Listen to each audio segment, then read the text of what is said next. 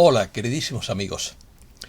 La realidad se está imponiendo sobre la fantasía monetaria y está perdiendo poder el viejo hechizo de los papelitos mágicos o notas promisorias sin respaldo. Artículo de opinión. El patrón oro es inevitable.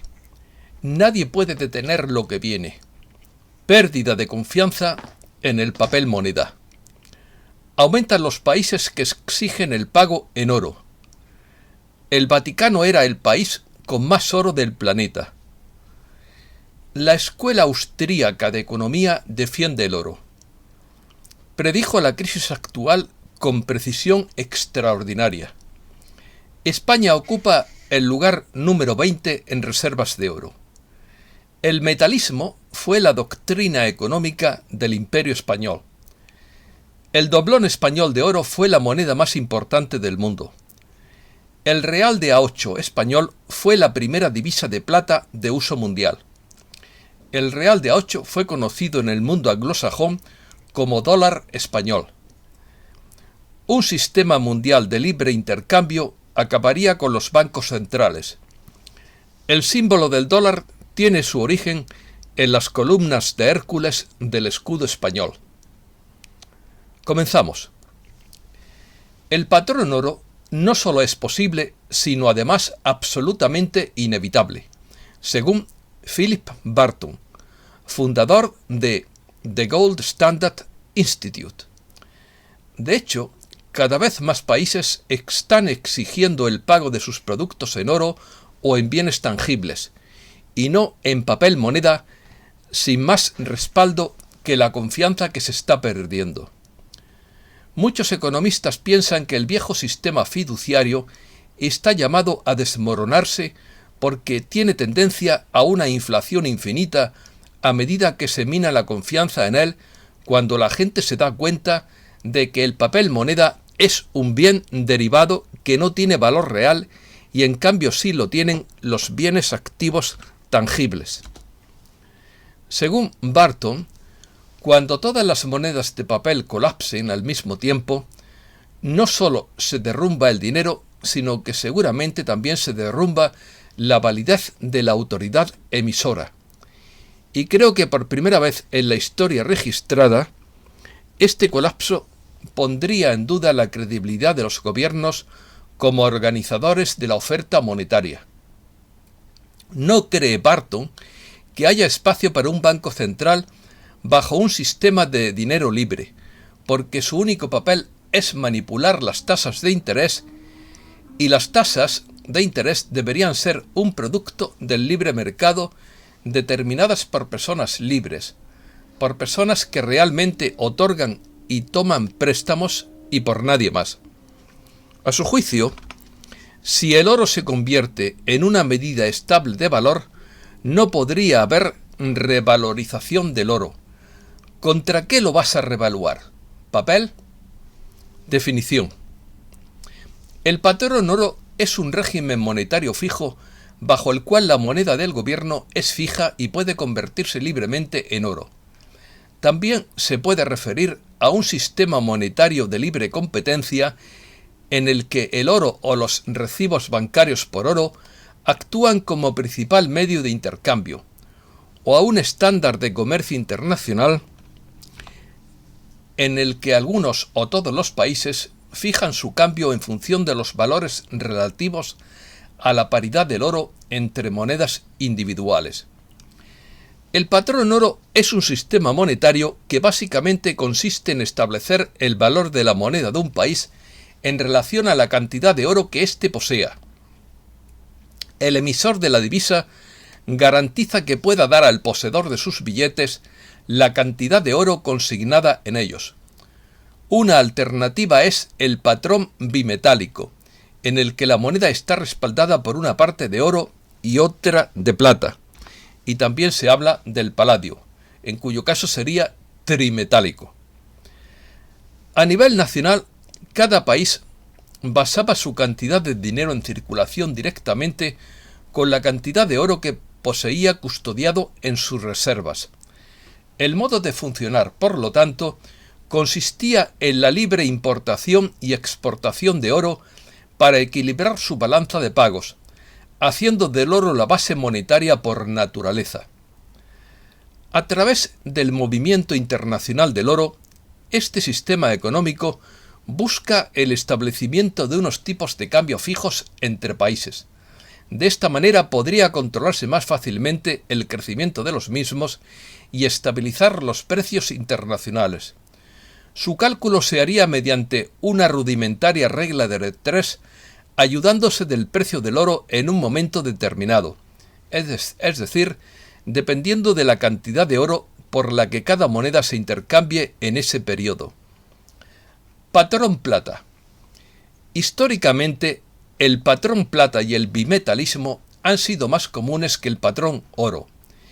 El patrón oro fue la base del sistema monetario internacional desde la década de 1870 hasta principios de la de 1920 y desde finales de la década de 1920 hasta 1932, así como desde 1944 hasta 1971, cuando Estados Unidos puso fin unilateralmente a la convertibilidad del dólar al oro de los bancos centrales extranjeros, acabando con el sistema de Bretton Woods.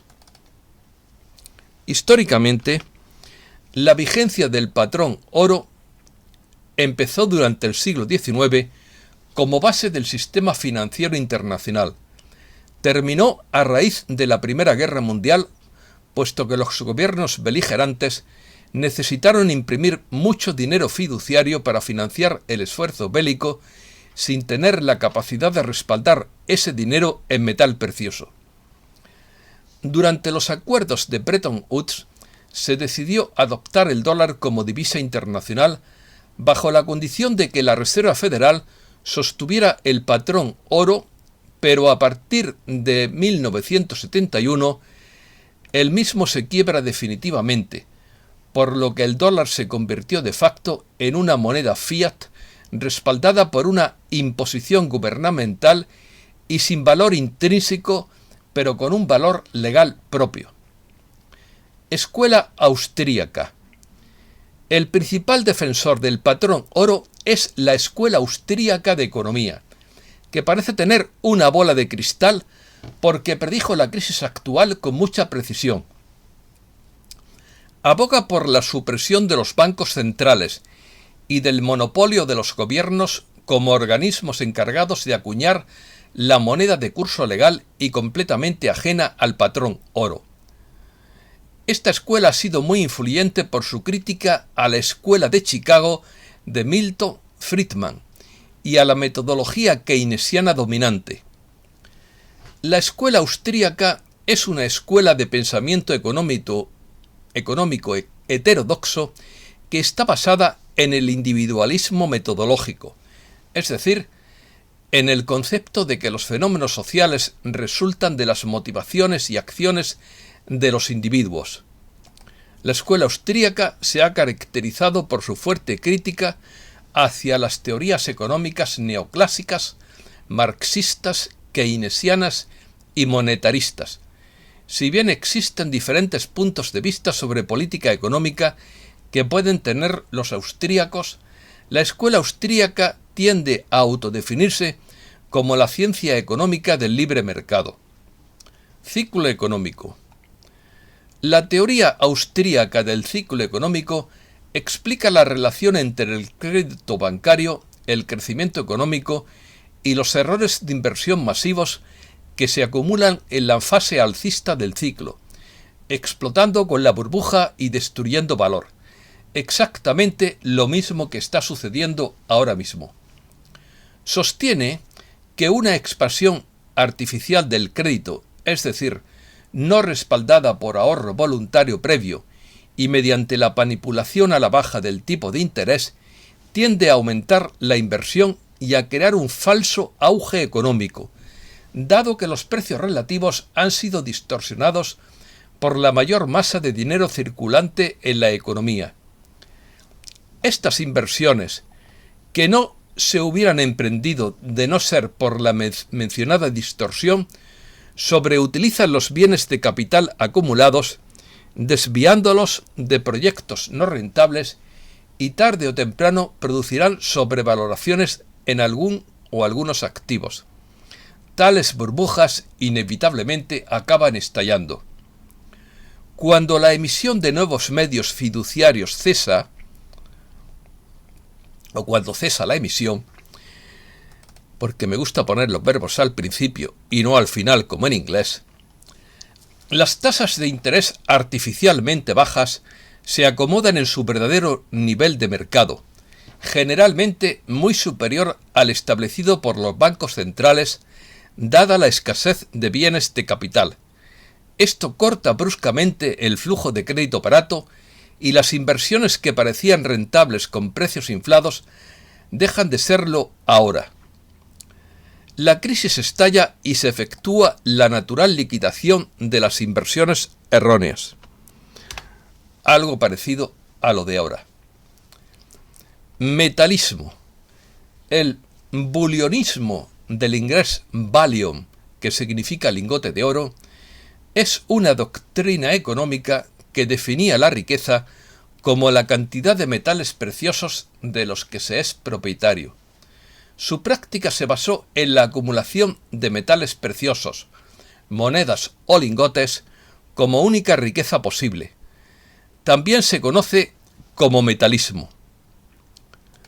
También se puede considerar como definitorio de un sistema monetario estrictamente metálico que no permita la emisión de papel moneda con libertad por el banco emisor, sino que refleje fielmente la existencia en metal precioso que lo respalde y de esta forma impedir la inflación.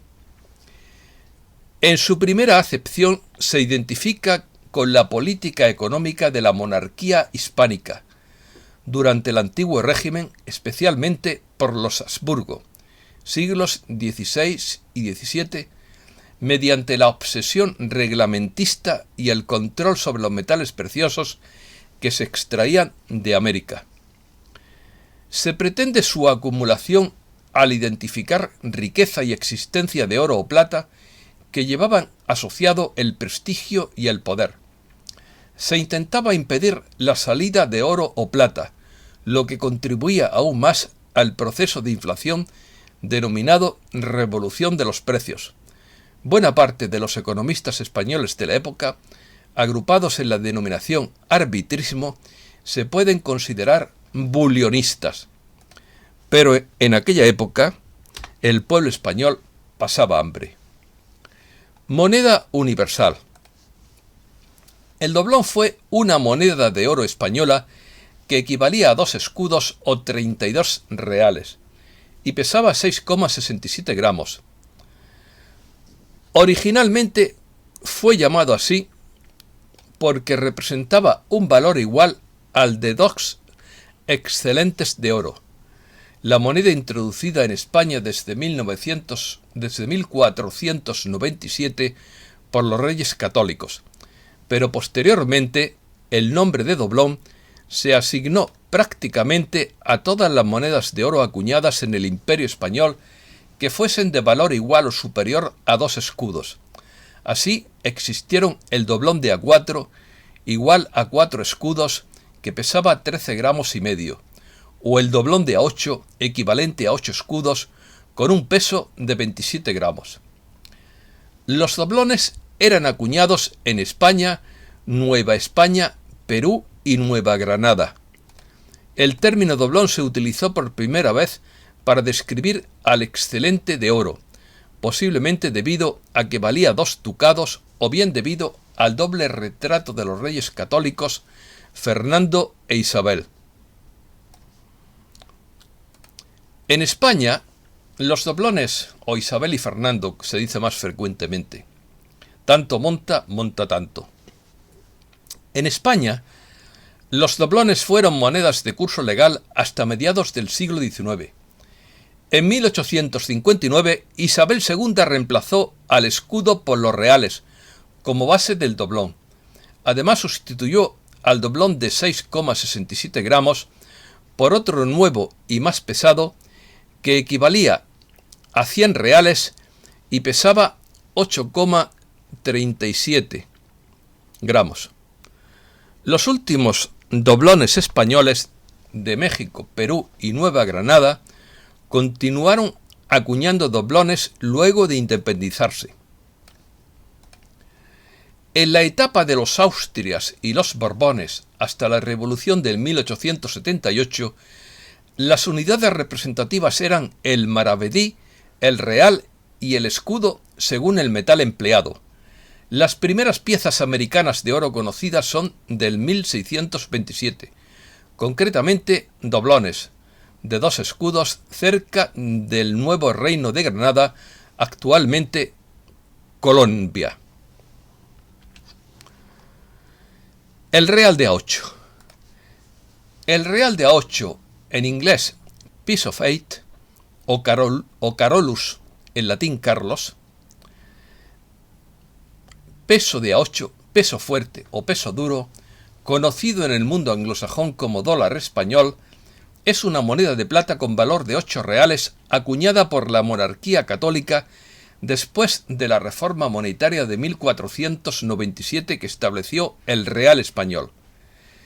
Gracias al amplio uso que tuvo a finales del siglo XVIII en Europa, en toda América y en el Extremo Oriente, se convirtió en la primera divisa de uso mundial. Fue la primera moneda de curso legal en Estados Unidos hasta que una ley de 1857 desautorizó su uso. Muchas monedas actuales tomaron sus respectivas denominaciones del real de A8, tales como el dólar, el yuan o el peso.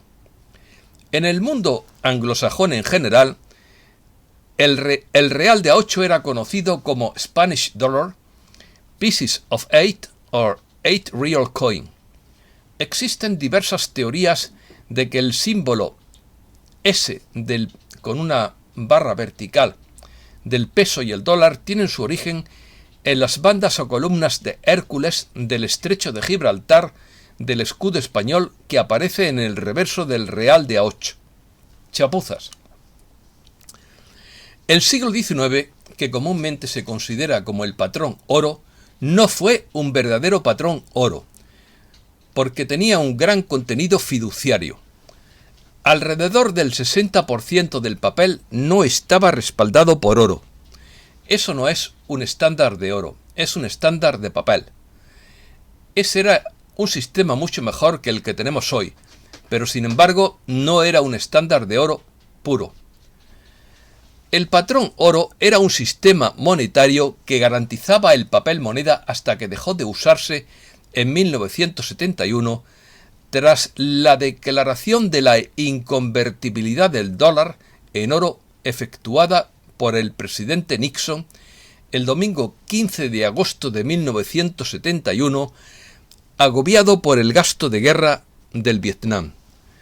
La declaración dejó sin efecto el acuerdo de Bretton Woods de 1944, que había establecido un nuevo orden económico mundial que duró hasta 1970. Esta decisión tuvo consecuencias en la desaparición del dinero mercancía, apoyado en un valor fijo como el oro, y en la creación de un dinero fiduciario que se basaba en la confianza de la sociedad en la que el emisor hacía una promesa de pago. Otras consecuencias fueron desajustes en el sistema monetario internacional y un mayor margen de los bancos centrales para imprimir dinero según estimasen oportuno. Hoy estamos ante una situación muy parecida e incluso paradójica, ya que los bancos centrales están adquiriendo no solo oro, sino incluso paladio ante la inestabilidad geopolítica y monetaria, y además consiguiendo en los últimos años que baje el precio de este para poderlo adquirir a mejor precio y por lo tanto obtener mayor cantidad. Justo el oro y el paladio son los dos metales fundamentales de la alquimia, añadiendo la plata, claro. Reservas. Las reservas de oro están en manos de los bancos centrales como depósitos de valor. Lista de los primeros 20 países con reservas de oro, siendo el Vaticano el país con más oro del planeta, con 60.000 350 toneladas, que probablemente ya no las tiene. Los países con mayor reserva en toneladas de oro son Estados Unidos, Alemania, el FMI, que no es un país, Italia, Francia, Rusia, China, Suiza, Japón, India, Países Bajos, Banco Central Europeo, que tampoco es un país, Taiwán, Turquía, Kazajistán, Portugal, Uzbekistán, Arabia Saudita, Reino Unido, Líbano, España y Austria. Pobre España, al final de la cola. Pero España solo ocupa el número 20 en el ranking debido a que gobiernos pasados vendieron parte del oro del Banco de España en lugar de comprar más oro con el fin de prepararse para la tormenta. El Banco de España poseía unas 283 toneladas en 2019, que se encontraban depositadas en sus propias cámaras acorazadas y en diferentes entidades de Londres y Nueva York. Y me pregunto yo, ¿qué hacía el oro español en Londres y Nueva York? En 2004, la reserva total de este metal ascendía a cerca de 17 millones de onzas troy. En 2005 se finaliza con 14,7 millones. En 2006, 13,4 millones. Y en diciembre de 2007, tras la venta de una gran parte de las reservas, con la reserva actual de solo 9 millones de onzas troy, o más exactamente 9,05, equivalente a 281 toneladas y media de oro. Según datos del FMI, España ocupa el puesto número 20 dentro de las 40 mayores reservas de oro del mundo. Transmutación. Mensaje del Arcángel Miguel a los obreros de la luz. Gran parte de lo que ha ocurrido en Ucrania ya ha terminado. Se están haciendo los arreglos finales para dejar las fuerzas rusas en el país para asegurar esta parcela de tierra y continuar liberando a la gente de la opresión del lado oscuro. Se están haciendo más arrestos. Ahora lo que es necesario es la transmutación de las energías dentro del área de Ucrania, ya que estas energías son muy densas. Les pedimos si se sentirían inspirados para transmutar estas energías con la llama violeta. No es difícil. Simplemente mírate a ti mismo como la llama violeta de Dios. Convierte tu imagen en una llama violeta y luego envías tus energías a Ucrania. Debemos sacar esta área de su densidad. De lo contrario, corremos el riesgo de perderla nuevamente ante las fuerzas ocultas. Otro mensaje del Arcángel Miguel. No es importante para el crecimiento espiritual de nadie conocer el futuro. Solo es relevante para aquellos que no han hecho el trabajo, que no se han purgado de malignidades, de pensamientos y acciones oscuras, aquellos que no están enfocados en la luz. Estos son los únicos que necesitan este tipo de información, lo que significa que usted y sus amigos, obreros de la luz, que han hecho y están muy por encima del resto en su trabajo, porque nadie es más que nadie, solamente hay más avanzados en el trabajo y menos avanzados en el trabajo. Pues como decía, no tienen preocupaciones, porque no importa cómo se desarrolle, queridos corazones, todos serán atendidos. Me doy cuenta de que ha sido muy difícil para los obreros de la luz. Habéis tenido dificultades toda vuestra vida. Habéis usado vuestros escudos y os habéis protegido tanto como os ha sido posible, pero muchas flechas aún atravesaron vuestro corazón. Aquellos con el corazón y la mente cerrados se sintieron amenazados por su voluntad de salirse de la norma, su curiosidad y su valentía. Estaban celosos, así que se burlaron de ti y te ridiculizaron. Les digo a todos ustedes, felicidades por mantenerse firmes, incluso si este trato cruel te hizo callar. Todavía te mantuviste firme y continuaste en tu búsqueda de la verdad, de la luz y del conocimiento espiritual. Fuiste fiel a tu alma. Entonces, felicitaciones a todos ustedes, mis queridísimos amigos, maravillosos guerreros de la luz. Muchísimas gracias.